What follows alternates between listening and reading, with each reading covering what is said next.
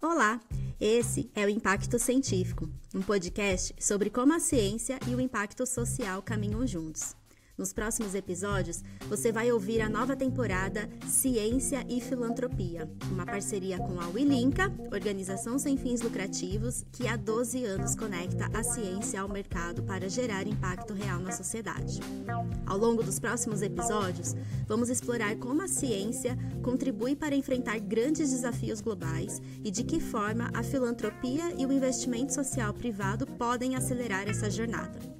Então, se esse tema te interessa, segue o podcast para não perder nenhum episódio e compartilhe com quem também vai gostar dessa conversa. Estamos nas principais plataformas de podcast e no YouTube da Wilinca. Vamos juntos?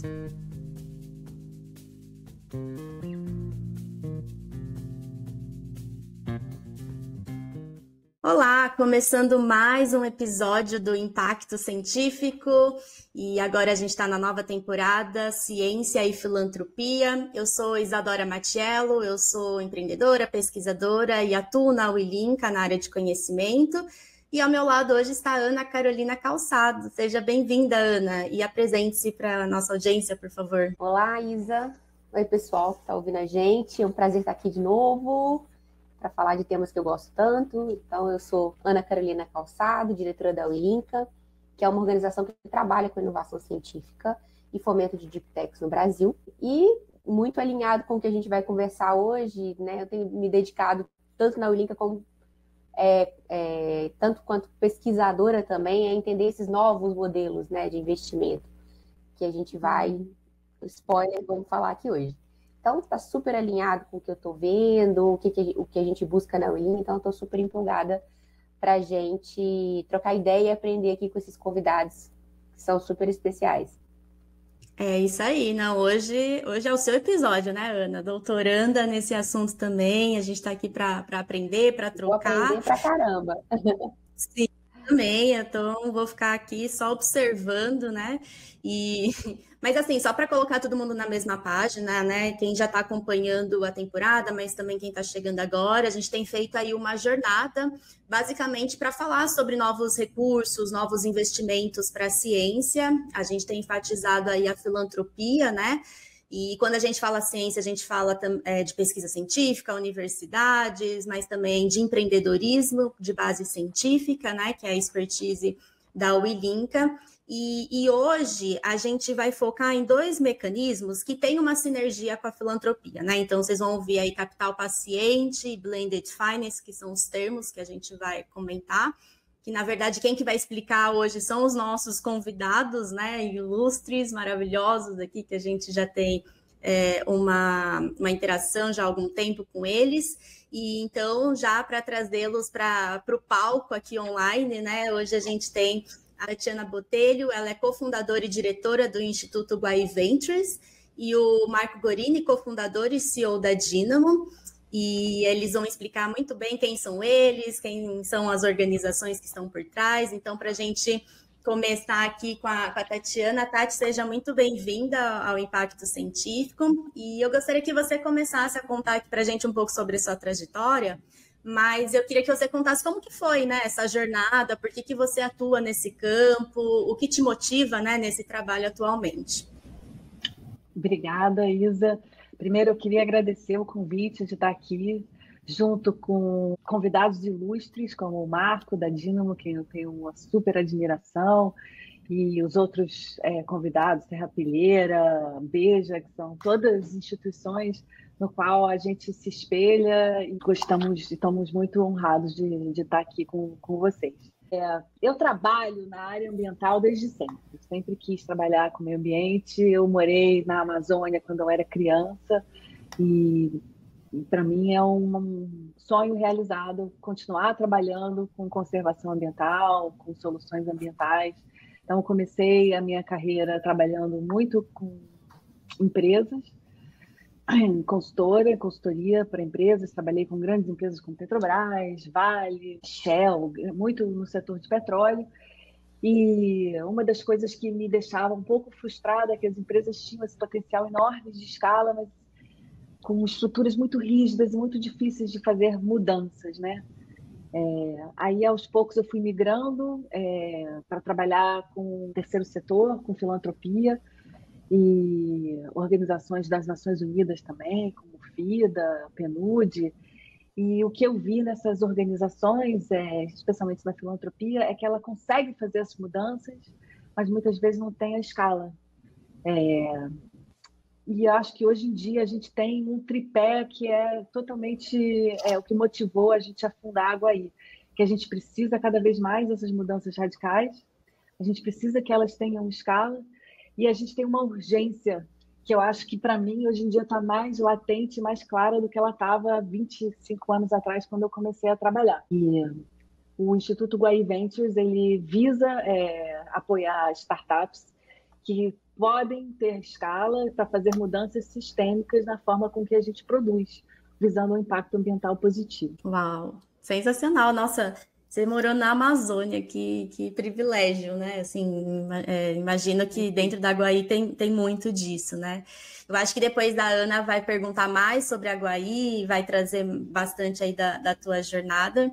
Então, eu vou passar por enquanto já para o Marco, né? Seja bem-vindo, Marco, é um prazer ter você aqui. A gente já se conhece há um tempo, é gostoso, né? Te ver também, a gente se vê em outros cenários, tudo.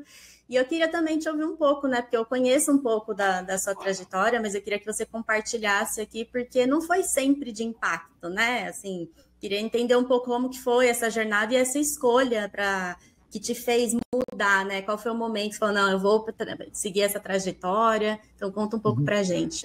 Bom dia, obrigado, Isa, Ana, Tati, assim, muito bom também estar aqui com vocês. Acho que esses espaços onde a gente pode compartilhar ideias, visões e os aprendizados são significativamente importantes para a gente conseguir mobilizar mais gente em volta dessas crenças, vamos dizer assim, né, que a gente está propondo. E no final do dia a gente está falando de mudar as crenças de como a gente faz escolhas, toma decisões e avança em direção ao futuro que a gente quer construir.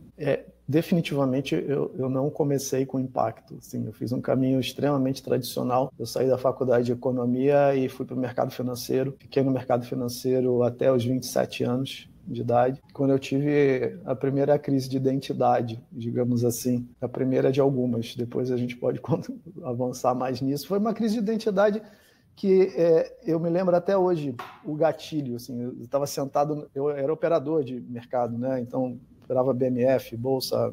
E aí o banco contratou uma pessoa que sentou na minha frente na mesa e devia ter uns 60 anos, essa pessoa. Quando aquela pessoa sentou na minha frente, eu falei, não é isso. Assim, eu não consigo me enxergar trabalhando com isso. Tem alguma coisa muito errada aqui. Assim, o que eu estou fazendo? Estou, na verdade, trabalhando para acumular e ganhar dinheiro de uma forma que não batia comigo. Foi muito bom para ganhar dinheiro. O mercado sempre pagou bem, paga até hoje. Me permitiu aprender muitas ferramentas que eu utilizo até hoje. Então, foi uma escola. Mas ali, aos 28 anos, eu falei, eu vou sair desse mundo e vou repensar o que eu quero fazer. Fiquei um ano mais ou menos parado para pensar e para rever.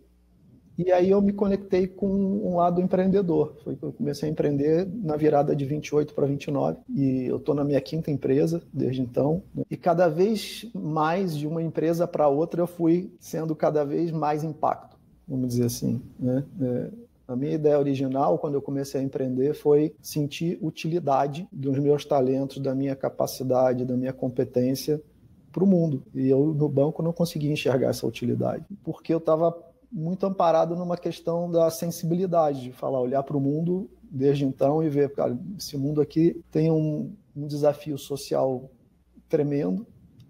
Eu não estava, na época, conectado com o tema ambiental, como a Tati trouxe, era muito mais o social que me sensibilizava. E foi a minha porta de entrada para o mundo de impacto, olhar para o social e pensar como é que a gente pode resolver as questões sociais a partir de uma nova lógica de fazer negócio, de uma lógica diferente de mobilizar capital, por aí vai, né? E hoje, o que eu aprendi é que tem 3 palavras que me definem, assim, do ponto de vista mais profissional e do ponto de vista mais do que a minha paixão, né? Que é inovação, empreendedorismo e finanças. Assim, a minha atuação está nesse tripé. Essa é a convergência do que é o meu objeto de estudo, do que é o meu objeto de reflexão, de criação, de construção. Eu adoro inovação, eu adoro empreender e adoro estar ao lado de empreendedores e empreendedoras. E as finanças, porque é inevitável. Assim, no mundo capitalista, se a gente não falar de finanças, a gente tem um desafio importante, como, por exemplo, a Tati trouxe, de escalar as coisas, né? Então, a mobilização de capital é muito estratégica. Eu me conectei no mundo de impacto a partir do ano 2001, aproximadamente. Então, de lá para cá, eu tenho desenvolvido sempre empreendimentos que têm uma proposta e um propósito de gerar impacto social e, mais recentemente, também ambiental positivo. É a história que a gente estava falando ontem, Isa, os pontos se conectam quando a gente olha para trás, né? Às vezes, a jornada aí no mundo das finanças, ela serviu e muito, né? Quando você ligou aí com essa história e para, enfim, ter isso faz muita diferença, né? Ter essas duas vivências no que você faz hoje, no que você pode gerar, né? Para o mundo hoje. Esse tipo de investimento, né? Que impacto e tudo mais, ele envolve muito risco, né? E aí o investidor tradicional, que você também conhece muito bem, não está disposto normalmente, né? Esse risco. E aí eu já queria aproveitar para introduzir aqui na nossa conversa e também para você falar sobre a Dynamo, entra o conceito de blended finance, que você tem aí, né, trazido bastante, advogado bastante e buscado formas de viabilizar, né? E o blended finance, você vai explicar muito melhor que eu, mas queria que você falasse disso, mas conta pra gente um pouco da Dynamo, dentro da sua atuação aí, como que você tem utilizado esse conceito de blended finance para o investimento. Boa. Bom, a Dynamo é uma casa que esse ano está no 12º ano. A gente nasce na virada de 13 para 14, já com 100% de intenção de promover essa ação, convergindo aquelas 3 palavras que eu comentei, né? Eu quero que essa organização possa trabalhar empreendedorismo, inovação e finanças, que eu acredito que esse tripé tem uma potência de transformação muito forte quando ela está orientada ao propósito do impacto, né? Então, no final do dia, nós todos, empreendedores e empreendedoras, o que a gente faz é construir futuro, né? A gente idealiza uma imagem de futuro e corre atrás para fazer esse futuro acontecer do jeito que a gente quer. E a inovação, empreendedorismo e finanças são ferramentas que podem nos ajudar a viabilizar essa imagem, que ela possa aterrissar na realidade, né? A Dynamo nasce pensando nisso, e por isso, num primeiro momento, a gente se conectou com uma ação de venture building para startups, muito posicionada em teses de teorias de mudança, mais do social e menos do ambiental. Então, temas como educação, moradia, inclusão produtiva, inclusão financeira, saúde, são temas que tocam e que a gente conhece e que a gente sabe trabalhar. À medida que a gente avançou um pouco, a gente aprendeu que não era suficiente você instrumentalizar, apoiar a gestão e desenvolver a capacidade dessas startups se a gente também não trouxesse dinheiro. E aí eu vou usar uma palavra que eu uso muito, dinheiro adequado, porque o dinheiro adequado significa a estrutura de capital que serve à empresa. Hoje a gente vive um mundo onde os negócios servem às finanças. A gente precisa inverter essa equação, né? Capital é meio, não é fim. Então, capital adequado significa a gente trabalhar com prazo adequado, custo adequado, risco adequado e por aí vai. E aí a Dynamo vem cada vez mais utilizando as competências que a gente foi desenvolvendo para ampliar a mobilização de capital de uma forma agnóstica, né? Então, assim, a Dynamo faz equity, a Dynamo pensa em dívida, a Dynamo pensa em grants, em doações. A gente não está preocupado com isso, a gente está preocupado com qual é a estrutura de capital mais adequada para aquele projeto, para aquela startup, para aquela empresa. Então é ao contrário, é uma lógica no mundo financeiro, a gente usa o conceito de project finance muitas vezes, né, que é mais robusta, não vou entrar nesse detalhe, mas é isso. Olhar o objeto que você quer desenvolver e construir a solução financeira a partir dessa solução. À medida que esse projeto vai avançando, as suas necessidades financeiras vão mudando. Então você tem que ter também uma visão de longo prazo, uma visão dinâmica e uma visão sistêmica. É muito importante entender isso, porque mais para frente aqui talvez a gente possa falar sobre isso, mas um dos grandes desafios do setor é que ninguém olha o contínuo de capital. Muitas vezes o empreendedor consegue captar num estágio e não consegue captar no outro. E aí você tem lacunas de capital que levam a distorções muito importantes na jornada empreendedora, né? De 2016 para 2017, a gente estava lidando com desafios importantes de financiamento para uma das startups da Vivenda, que faz reformas em comunidades, né, vulneráveis. Foi ali que a gente fez nossa primeira operação Blended. O que vem a ser isso, né? Vamos pensar que 70% dos recursos do mundo estão na mão do setor privado. Os outros 30% é setor público, sociedade civil organizada. Nós não vamos fazer, quando a gente fala de transição para um novo paradigma, quando a gente fala de economia de impacto, quando a gente fala de tudo isso que a gente defende do ponto de vista de uma nova lógica de fazer negócio, a própria palavra transição significa não repetir o que nos trouxe até aqui. Então, fazer o novo significa inovar. Inovação, como você falou, tem risco.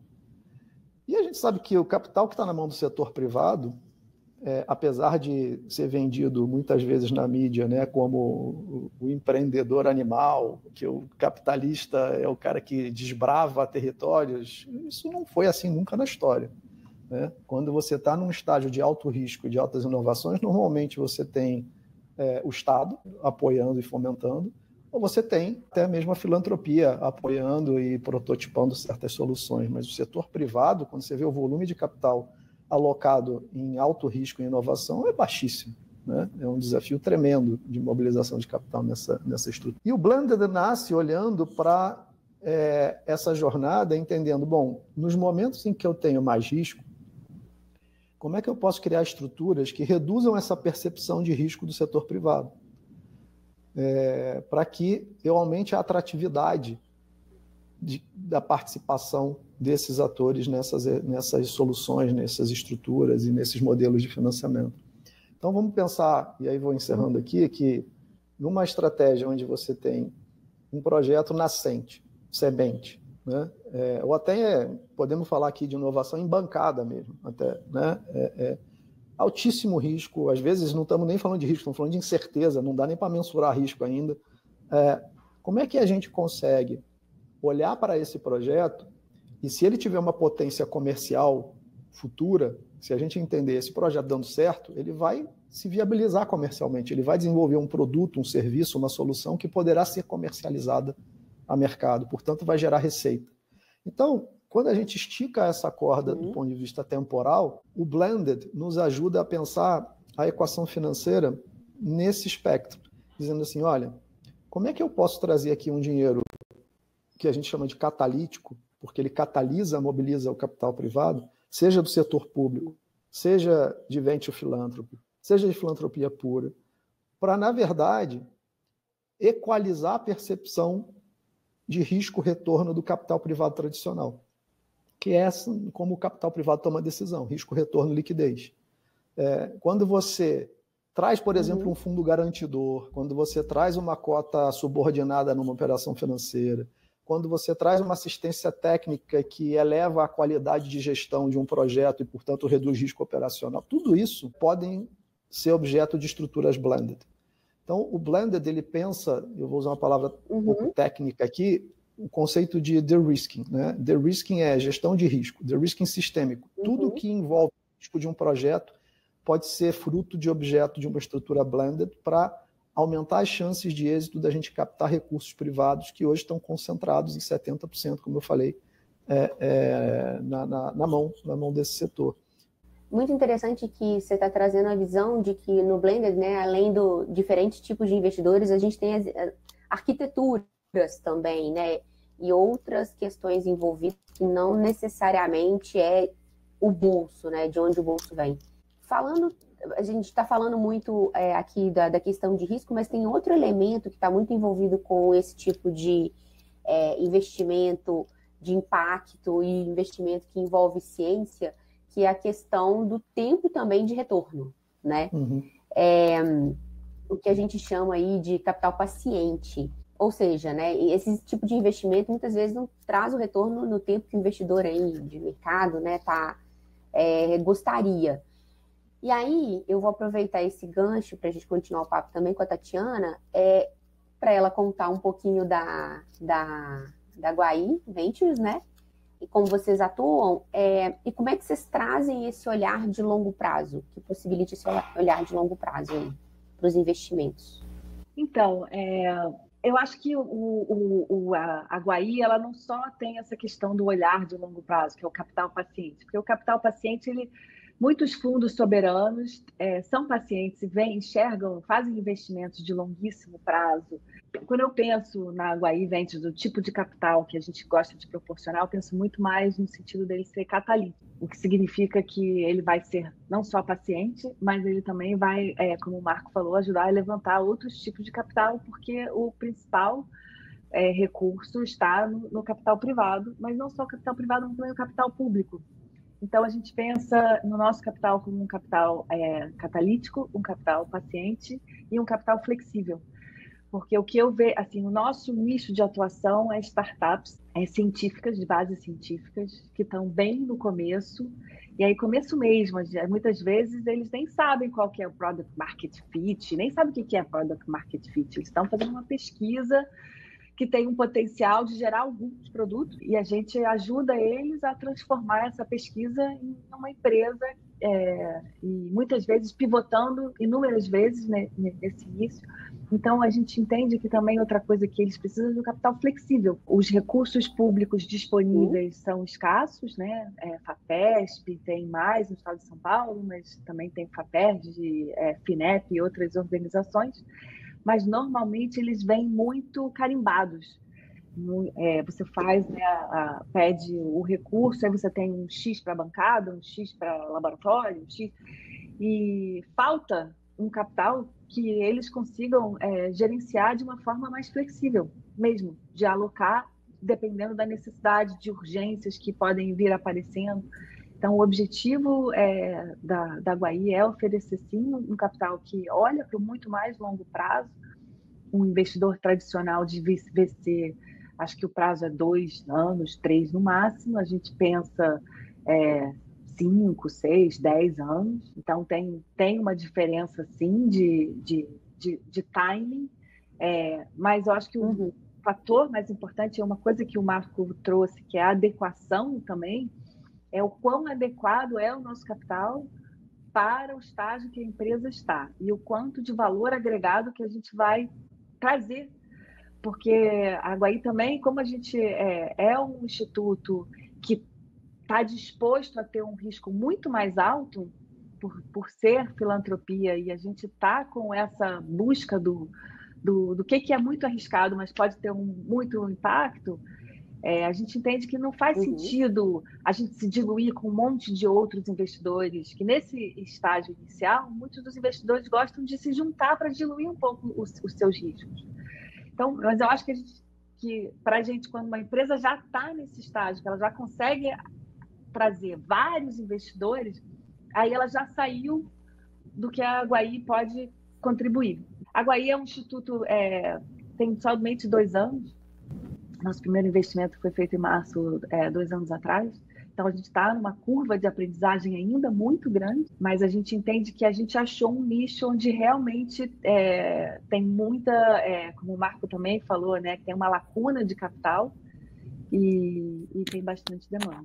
Super interessante aí a gente trazendo, né, os conceitos que estão envolvidos no tipo de investimento que a gente está falando, né? E aí, para os dois, o que determina, assim, na visão de vocês, talvez um ponto, e eu acho que a história de vocês já traz algumas respostas, eu acho, mas quero escutá-los. Que tipo de investidor que se atrai? Seja um investidor que se junta a outros, né, ou como a Tatiana, que segue na Guaí, fazendo os investimentos, vamos dizer, solo, né? O que atrai esse investidor para esse tipo de investimento? Deixa eu só clarificar que a Guaí não faz investimento solo. Uma das coisas que a gente ajuda a preparar, inclusive, é para eles captarem outros investidores. Mas a gente pega a empresa num momento ou às vezes o empreendedor no momento que ele ainda não consegue atrair outros investidores. Aí a pergunta é o que atrai os outros investidores? Bom, eu acho que a equipe. Eu diria que a equipe empreendedora é um dos principais atrativos. Se eu fosse falar eu diria que é a equipe empreendedora. Porque o resto pode mudar tanto, o produto pode mudar, pode pivotar, o mercado. O que eu vejo muito é que a grande maioria dos investidores prefere entrar num negócio que já tem algum tipo de prova comercial. Então, entre o investimento da Guaí e ter a prova comercial, é um longo caminho. E a gente precisa complementar, a gente ajuda os nossos empreendedores a complementar muito com o setor público, porque pouco interesse do setor privado até ter uma prova comercial. Mas ter uma equipe empreendedora que tem muito conhecimento do campo, especialmente a gente está falando de empresas de base científica.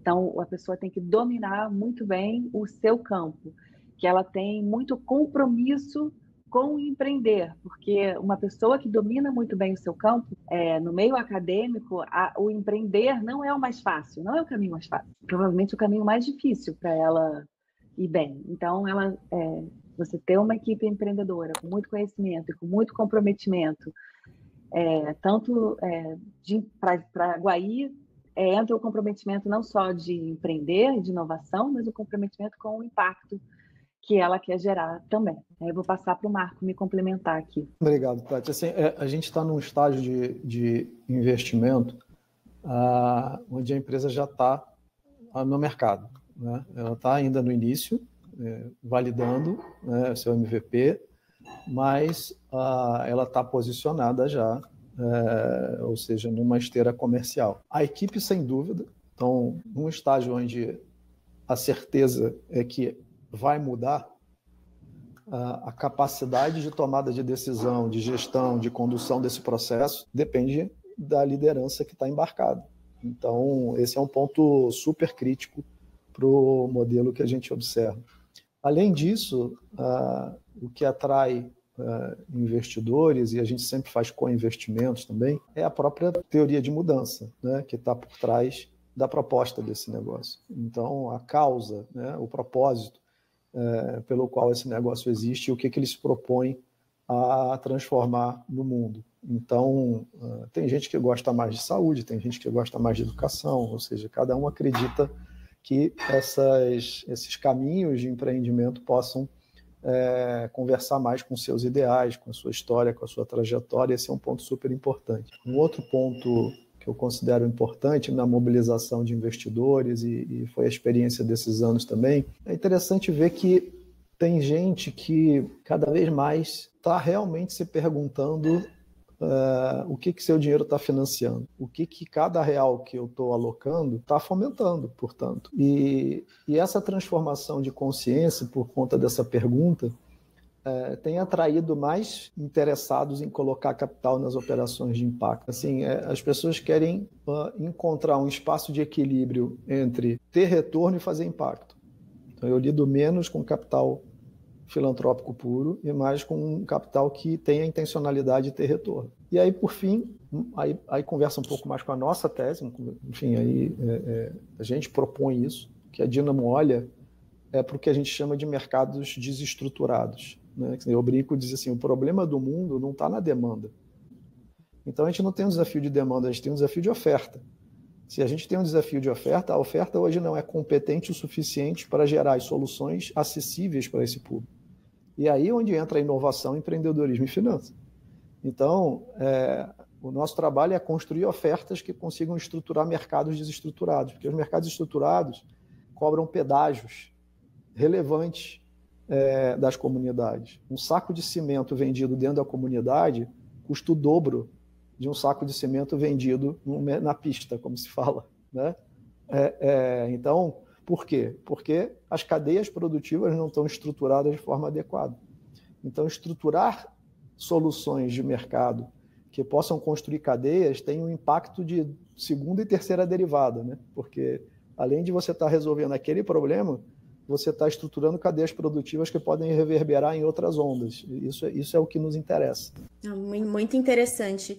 Eu acho que esse ponto que vocês falaram de equipe e do impacto, eu fiquei curiosa aqui no sentido de, quando a gente está falando de negócios de base científica, equipe com mais perfil acadêmico, né, e que foi empreender, eu queria que a gente começasse a trazer mais exemplos, né? Mas aí eu já vou juntar algumas curiosidades aqui. Acho que começando com a Tati, você comentou, então o que chama atenção é a equipe, mas existe aquela questão do empreendedorismo num seu mais focado, né? Eu queria que você trouxesse algum exemplo, algum time, né? Que você falou que vocês fizeram um investimento agora há 2 anos, como que foi, ou dessas entrevistas que vocês fazem, né? Essa busca de outras startups, o que já teve também organizações que vocês falaram, mas eu vejo que aqui tem um potencial, né, para a gente ir migrando para o empreendedorismo, mas eu queria também focar no impacto, porque eu também acho que o impacto, e aí eu posso estar sendo super assim, só a minha opinião, né? Não fiz nenhuma pesquisa com dados, mas às vezes eu acho que existe uma distância. Eu sinto que tem também, né? A gente está ali no laboratório, a gente sabe falar, né? O impacto ambiental de fazer um tratamento de água ali, enfim, mas você sente que os acadêmicos eles têm essa conexão real com o impacto mesmo da vida real? Assim, eu queria que então você trouxesse um pouco algum exemplo de quem você já investiu ou que você entrevistou que possa trazer esses casos mais reais aí para a gente, né, desse perfil empreendedor e do impacto. Eu vou trazer para você um caso de insucesso. Acho que às vezes a gente aprende mais com coisas que não deram certo do que coisas que deram. E essa foi uma lição para mim, especificamente, bem dura. Mas antes de eu trazer esse caso, eu queria só responder a sua pergunta sobre se você acha que os pesquisadores têm esse sentimento das necessidades da vida real. Eu acho que sim.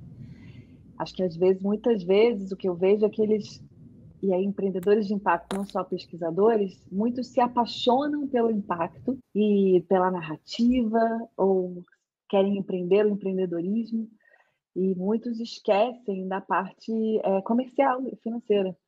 Porque eles estão tão apaixonados pela tese, por falar e por, assim, a gente teve uma empresa que saiu no Globo Repórter sem ter vendido um pedaço de nada, sem ter zero receita.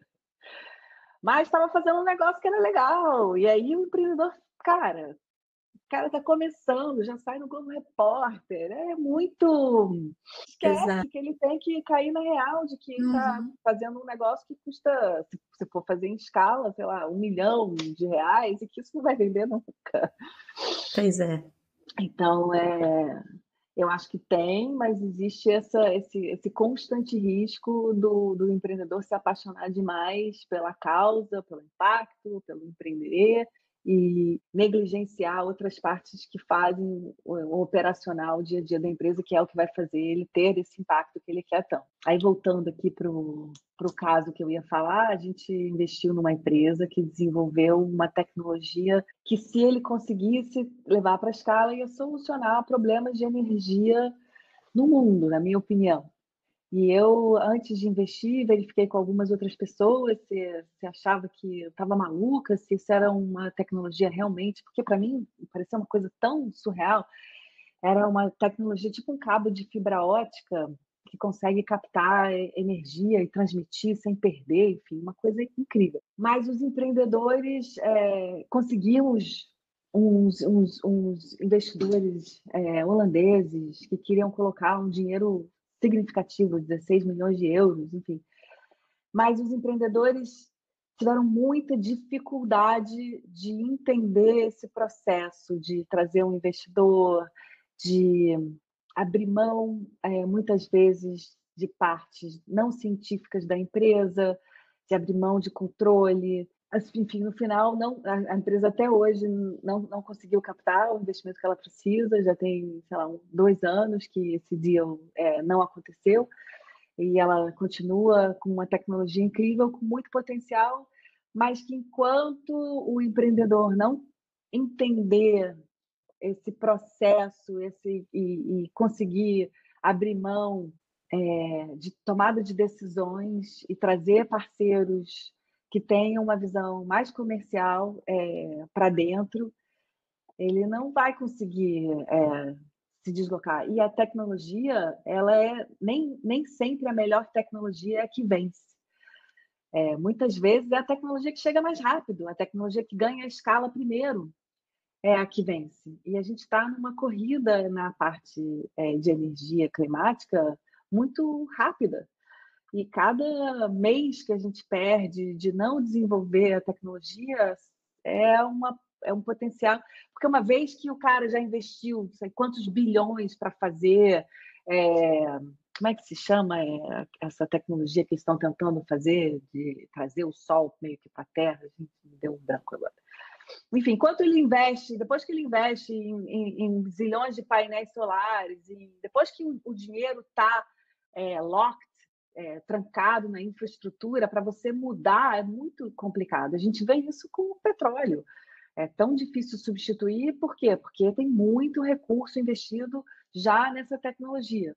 Uma vez que a gente as energias alternativas que vierem para o mercado já tiverem na frente, muito difícil você chegar com uma tecnologia mesmo que ela seja melhor, se ela tiver que mudar significantemente a infraestrutura. Perfeito. Então, e aí eu queria saber do Marco, porque você trouxe muita questão social, tudo, agora vocês estão começando mais com a parte ambiental, e eu queria saber, tem empresas de base científica, né? Então, porque vocês já têm o pé aí na filantropia, tem esse mecanismo do Blended Finance, como que estão surgindo esses negócios de impacto que falam que tem essa base científica dentro aí do ecossistema da Dynamo. Então, se puder trazer alguns exemplos, ou um exemplo, né, do que você já tem visto ou atuou. Legal. No nosso portfólio, a gente não tem nenhum investimento que possa chamar de base científica. Na verdade, a gente tem a intencionalidade, e conversamos recentemente sobre isso com vocês, né, de estender o pé para olhar para Deep Techs, para Hard Science. Assim. Então, isso é algo que a gente precisa certamente aprender, como aprendemos até aqui o que a gente já faz nas startups mais seed. Então, é uma área de interesse da gente, mas eu não tenho exemplos em portfólio. Eu tenho exemplos em portfólio de inovações tecnológicas que foram muito interessantes de acompanhar no seu desenvolvimento. Então, eu posso citar uma que foi a refinaria de dados. A refinaria de dados foi uma startup que a gente apoiou nascendo no PowerPoint, algo que a gente não costuma fazer. Como eu falei, normalmente elas estão no estágio já comercial. A refinaria de dados não. A refinaria de dados, literalmente, a gente apostou no time empreendedor. Quando eles chegaram no escritório, 2 jovens, bem jovens, assim, falando de gente de 20 anos, e falaram, a gente tem essa ideia, a gente está desenvolvendo isso, a gente tem essa tecnologia. Aqueles 2 jovens assim, nos atraíram pela capacidade, pela ideia, pela visão. A gente falou, vamos apostar nessa turma e vamos desenvolver com eles esse projeto. Foi um case de sucesso incrível do ponto de vista de desenvolvimento tecnológico. Contrapondo um pouco aqui a jornada de fracasso, que é super relevante, que a Tati trouxe também, eu quis trazer esse case de sucesso. Mas eu acho que ela tocou num ponto que eu queria complementar, porque a nossa experiência é que não é verdade que o insucesso vem, como muita gente muitas vezes acredita, por falta de dinheiro. A nossa experiência é que, normalmente, o insucesso vem por 2 fatores. Ou por uma questão de governança, que conversa com o não alinhamento societário e o estresse societário, e isso fala, de novo, perfil de time, perfil de liderança, capacidade de estruturar as cabeças à medida que a empresa vai mudando de estágio, portanto, as demandas mudam. Então, esse entendimento de qual é o seu papel e seu chapéu como empreendedor à medida que você vai passando de um estágio para outro é muito importante, porque senão você fica prisioneiro da sua vaidade, do seu ego, da sua necessidade de controle, da sua necessidade de poder, e você não constrói um empreendimento sozinho. Então, esse é um ponto super significativo. A governança tem um papel relevante no insucesso das organizações. E o segundo ponto, todo mundo acha que governança é para grande empresa, né? Governança começa em T0, devia começar lá em bancada. Marco. Eu vou usar aqui, eu até não soube que eu vou usar suas palavras lindamente faladas. É essencial. O que a gente vê, até nessas startups que a gente já apoiou, é que muitas vezes a maior parte da nossa ação está em resolver problemas de governança, não é resolver problemas de como a gente toma decisão, quem está em que fórum, em que processo, etc. E à medida que você vai... É interessante porque uma coisa que eu costumo falar muito é a seguinte: se o empreendedor, a gente fala assim, ele está apaixonado pelo seu produto, né? Ele está apegado ao seu produto. Eu vejo que ele muitas vezes está apegado ao seu ego, né? Assim, não é o produto. Ele está apegado na verdade, ele não quer soltar nada. Ele quer tomar decisão, ele centraliza, ele quer fazer tudo. E aí o que acontece? Você não vai um voo inovador com todos os desafios que isso significa de forma solitária. Não é uma história de lobo solitário, sabe, de quem vai fazer champion. Não é nada disso, gente. Precisa de muita coalizão, de muita ajuda, de muita esforço coletivo, colaborativo. E aí você precisa ter perfil de gente que sabe trabalhar em grupo. E esse é um desafio, né? Assim, a gente não foi educado a trabalhar em grupo. A gente é educado a não seja o primeiro, seja o champion, seja... Não, a gente precisa trabalhar de forma construtiva, de forma de coalizões, de forma de redes, porque é isso que reduz o risco dos processos. Então, esse é um ponto. E o segundo ponto que eu vejo de insucesso acontecer também, antes de você chegar na etapa do dinheiro, são as empresas que, de novo, ele está tão apegado pela sua solução, ele ignora os clientes. Assim, a empresa não tem cliente. Eu já lidei com empreendedores que falaram, olha, eu tenho uma solução que é belíssima, mas o mercado não me compreende. Eu falo, bom, gente, se você... Nós estamos num modelo capitalista. Se o mercado não te compreende, você não consegue vender, a sua solução pode ser muito bela, mas ela não vai chegar no mercado e ter a força para você se desenvolver como empreendedor. Então, eu acho que o grande ponto quando a gente está fazendo aqui análise empreendedora de perfis que a gente quer apoiar, e é um ponto muito difícil, porque ele é subjetivo, né? Como é que você mede isso, por exemplo? É a capacidade de escuta. O empreendedor que não escuta, para a gente, levanta a bandeira amarela. É aquele empreendedor que ele não escuta.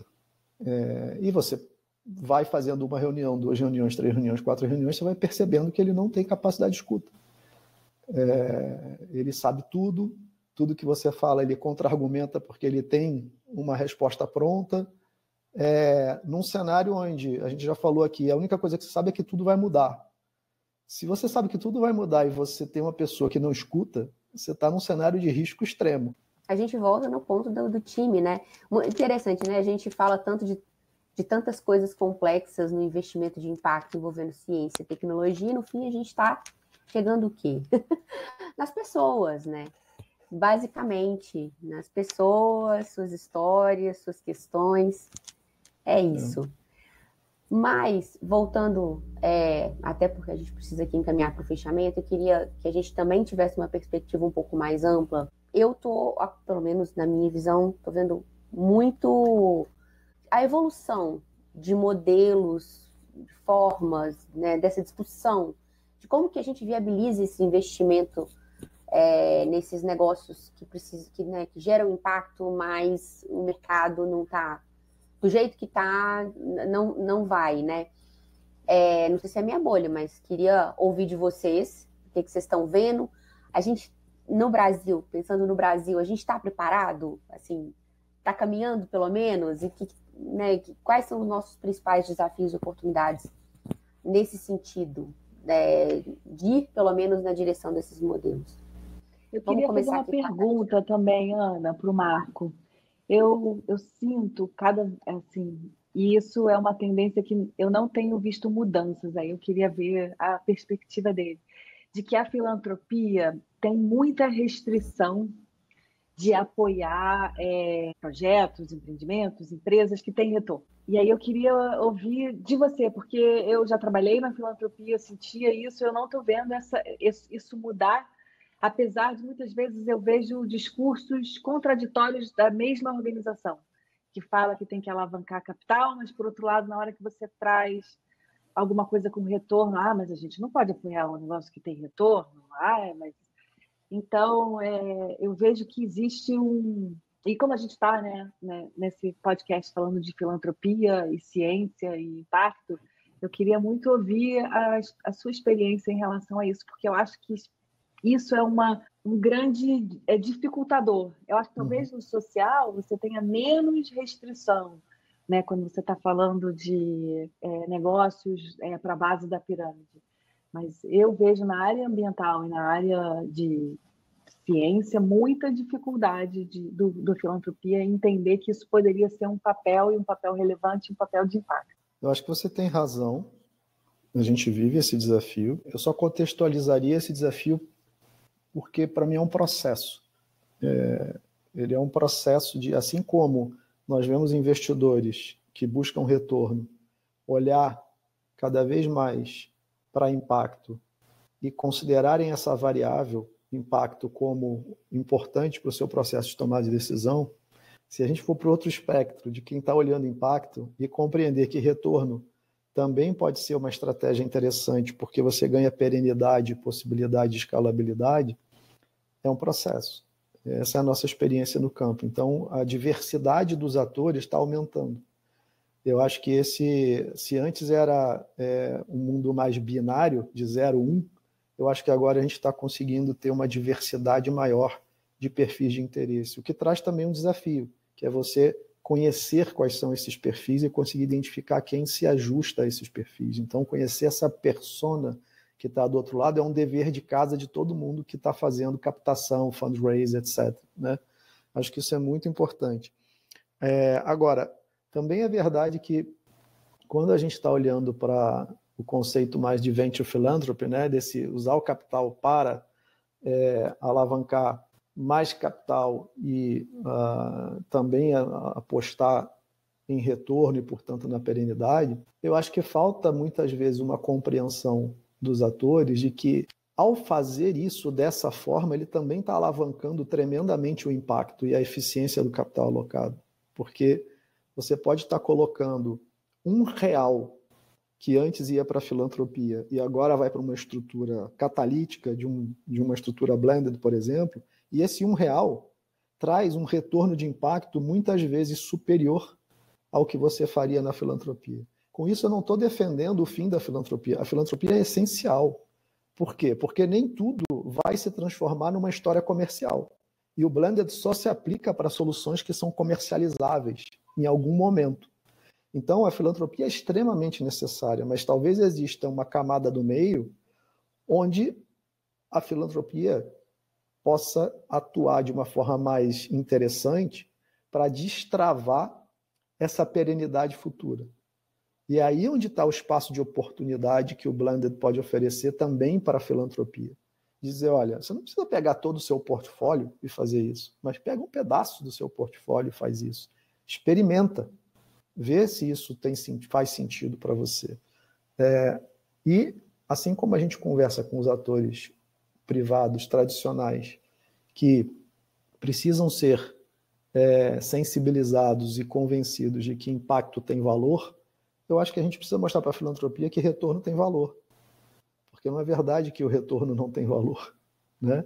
Então a gente fica, às vezes, em espectros ideológicos, sabe? A gente está dogmaticamente prisioneiro de crenças que, no final do dia, nos limitam enquanto construção da inovação. E por que não gerar mais impacto oferecendo retorno? Qual é o racional que está por trás disso? Por que não pode ter retorno? Claro, a gente pode discutir, eu não estou falando de você maximizar lucro, não é isso, mas ter retorno para quê? Para ter capacidade de sustentabilidade, autonomia, perenidade. Então, esse processo evolutivo, eu acho que a gente está avançando, muito abaixo da velocidade que eu gostaria, mas a gente está avançando. Tanto que há 10 anos atrás a gente não conseguiria, por exemplo, estar falando de estruturas blended. A gente não tinha exemplos e hoje a gente tem. Então, a gente tem cases, a gente tem exemplos, a gente tem visto como esse dinheiro chega. E aí, não sei se eu te respondi, tá, Tati? Senão você me fala. Assim, eu vou só emendar num ponto que a Ana trouxe, que é assim, se a gente está preparado, né? Eu acho que o Brasil hoje enfrenta um desafio significativo hoje, né? Hoje o Brasil enfrenta um desafio estrutural, que é num país com Selic a quase 15%, você cria uma estrutura perversa de incentivo para ninguém fazer nada. Porque basta você botar dinheiro no CDB ali do Itaú, ficar em casa ou ir para a praia, que você consegue ter 14% de retorno do seu capital. Que negócios oferecem 14% líquido de retorno na vida ordinária? A zero risco. A zero risco, entende? Então, assim, a gente tem um país disfuncional do ponto de vista de taxa de juros, não é de agora, né? E que inibe qualquer processo produtivo, inovador e etc. Então, assim, se a gente não resolver esse problema macroeconômico, o Brasil sempre vai ser o país do futuro. Esse é um ponto super significativo. Porque a gente vai sempre depender daquele micro-universo que resolve não fazer isso e apostar no risco pela paixão, e não porque o risco pode ser interessante como solução produtiva num primeiro momento, que vai a mercado, vai amadurecer e vai se transformar em algo relevante, né? Mas tem um segundo elemento que eu acho que também é importante, que não é só sobre o custo do capital, mas a nossa experiência é que a gente precisaria, como nação, e aí quando eu falo nação, eu não estou falando de governo, eu estou falando do Estado, eu estou falando do setor privado, eu estou falando da sociedade civil, a gente precisaria investir muito mais na formação de competências para jornadas de inovação. Eu acho que a gente tem baixo investimento na formação de competências necessárias para você construir uma nação inovadora, né? Eu defendo, assim como hoje a gente fala, por exemplo, né, eu preciso ter uma transversalidade da agenda climática em todos os espectros que a gente tenha, por exemplo, do Estado. Eu defendo que a gente deveria ter uma transversalidade da inovação em todos os espectros, por exemplo, de uma agenda de Estado. A inovação, ela é estratégica para o posicionamento de um país. E a gente trata a inovação em silos. A gente não trata a inovação de forma estratégica. Então, para mim, esse é um ponto crítico de posicionamento do país, de posicionamento dos atores. A gente faz inovação no varejo. E a gente tem que fazer inovação no atacado, pensando em política de Estado, pensando em política de longo prazo, pensando em política estrutural. E a gente está distante dessa construção, bem distante dessa construção, na minha visão. Perfeito. E você sabe que eu acho que quando você respondeu essa questão do retorno, né, para a filantropia, e aí vamos só falar da inovação de base científica, né, sabendo que tem outros tipos de inovação, eu acho que tem um pouco disso também, né, assim, até aproveitando que a grande parte do nosso público aqui são cientistas, pesquisadores, às vezes existe uma resistência, e aí, de novo, eu posso estar falando da minha bolha dos cientistas das ciências biológicas, mas das que eu interajo, disso também, né, de fazer a ciência pela ciência, e mas eu também não quero dar um retorno, né, então trazer essa outra vertente que você falou, né, que o retorno ele gera o impacto, né, então é interessante ver que é uma educação para vários atores, né, para os investidores, para os filântropos, né, e para os cientistas também. É bem interessante. Bom, meu caderno aqui está cheio de anotações, não sei, da Ana, acho que da Tati também, né? O Marco eu vi que foi anotando algumas coisas, mas para a gente fechar também, Tati, você também tem alguma perspectiva que do Brasil, desafios, oportunidades, para a gente já ir fechando aqui a nossa conversa, a gente queria saber a sua opinião também. Então, para não chover no molhado, assim, de falar todos os problemas estruturais, dificuldades de empreender que existe no Brasil, que eu acho que uma das coisas que os Estados Unidos conseguiram fazer muito bem e que o Marco falou logo no comecinho eles conseguiram mapear muito bem o caminho do capital. Então, qual ticket vai aonde, em qual fase? Muito bem feita. Então, todo mundo sabe, quando termina uma parte, quem são os próximos atores que eles têm que buscar. E eu acho que isso a gente ainda, óbvio, nosso mercado é menor, ainda está em estágios muito mais júniores, diria, mas isso, se a gente conseguisse dar passos importantes para fazer isso, eu acho que ajudaria. Um outro aspecto que eu já falei muito com a Ana sobre isso, e aí o empreendedorismo científico, é a gente ajudar os cientistas a acharem cofundadores. Como o Marco mesmo trouxe, a gente não tem essa cultura de esses skills e habilidades dentro da nossa formação. Eu acho que muitas vezes o empreendedor científico fica muito... E as nossas universidades, do jeito que elas são estruturadas, você acaba se formando. Se você é geógrafo, você sai conhecendo geógrafos. Se você é advogado, você conhece advogados. Então, acaba que eu vejo times de empreendedores com habilidades muito similares. Então, 3 biogeocientistas ou 2 químicos. E essa complementariedade e como a gente estimula ela, como a gente ajuda o empreendedor a achar outros founders também, são áreas que são menores, né? Mais operacionais, essa questão de mapear o capital, achar co-founders, são pequenos passos, mas que eu acho que facilitaria muito a jornada empreendedora. Perfeito, perfeito. Bom, gente, eu ficaria mais umas 3 horas aqui com vocês, tem vários pontos, não sei você, Ana, mas acho que eu já faria um convite para uma segunda rodada, né? Muita coisa para pensar e muitas coisas para discutir, ficar aqui. Ainda bem que eu, de vez em quando, aí estou batendo papo com os dois, então também posso... Mas não vou deixar de trazer, viu, gente, para compartilhar também com todo mundo que está ouvindo. Boa. Fico feliz, né, de ver pessoas que estão fazendo isso na prática e queria agradecer, foi realmente para mim que estou mais leiga que acho que dos 3, né, foi uma aula e obrigada pela participação, por compartilhar, e eu vou pedir para cada um de vocês uma palavra final, vou conversar aqui com o Marco, agradecer, Marco, e se você tem alguma indicação, uma palavra final aqui para os nossos públicos, para os nossos cientistas. Obrigado. Bom, queria parabenizar, né, vocês pela iniciativa. Como eu disse, eu acho que esses espaços são sempre bons para a gente irradiar e disseminar e provocar, trazer as boas provocações. A palavra final, o que me vem à cabeça é aprender a ser resiliente.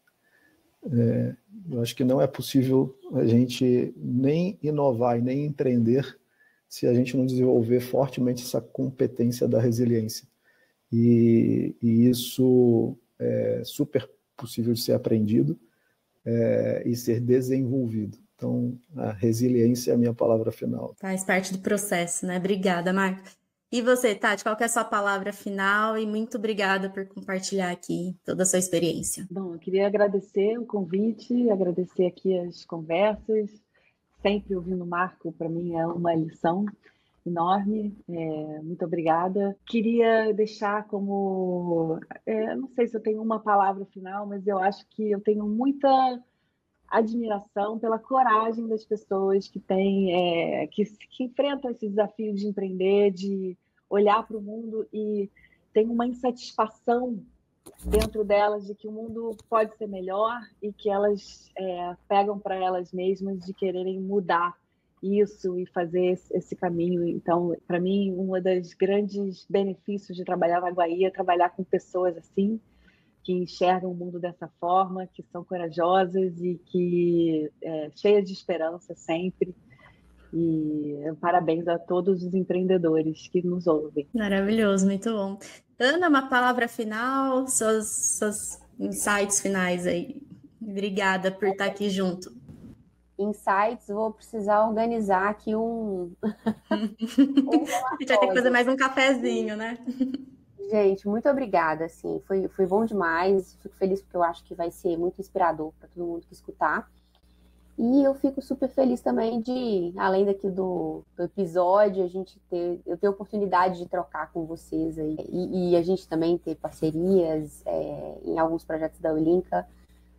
A gente aprende muito e ajuda muito o que vocês estão fazendo, se propondo, trazendo de conhecimento e de ação, ajuda muito a evoluir o campo que eu sou tão apaixonada, né, que é da inovação científica e gerar mais impacto para esse mundão. Maravilha, obrigada, Ana, obrigada a todos. Então, eu vou deixar os sites, redes sociais, tanto do Instituto Guai Ventures como da Dynamo, né, a gente vai deixar na descrição do episódio, nas redes sociais da Ulinka, né, YouTube.